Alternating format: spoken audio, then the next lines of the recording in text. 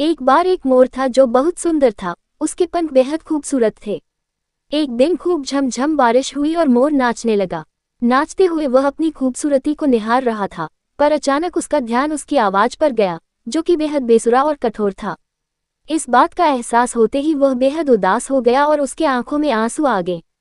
तभी अचानक उसे एक कोयल गाती हुई सुनाई दी।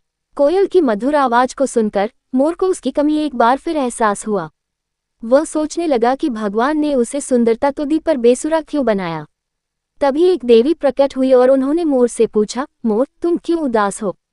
मोर ने देवी से अपनी कठोर आवाज के बारे में शिकायत की और उनसे पूछा, कोयल की आवाज इतनी मीठी है पर मेरी क्यों नहीं, इसलिए मैं दुखी हूँ। अब मोर की बात सुनकर देवी ने समझाया, भगवान के द्वारा सभी का हिस्सा निर्धारित है, हर जीव अपने तरीके से खास होता है।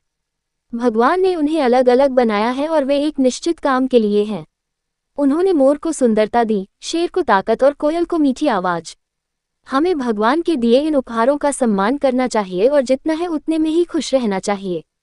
देवी की बातों को सुनकर मोर समझ गया कि दूसरों से तुलना नहीं करनी चाहिए बल्कि खुद के हुनर की सराहना करनी चाहिए और उसे और निखारना चाहिए। मोर उस दिन समझा कि हर व्यक्ति किसी न किसी तरह से यूनिक होता है। खुद को स्वीकार करना ही खुशी का पहला कदम है। जो कुछ भी आपके पास नहीं है उसके लिए दुखी होने के बजाय आपके पास जो है उसे स्वीकार करें।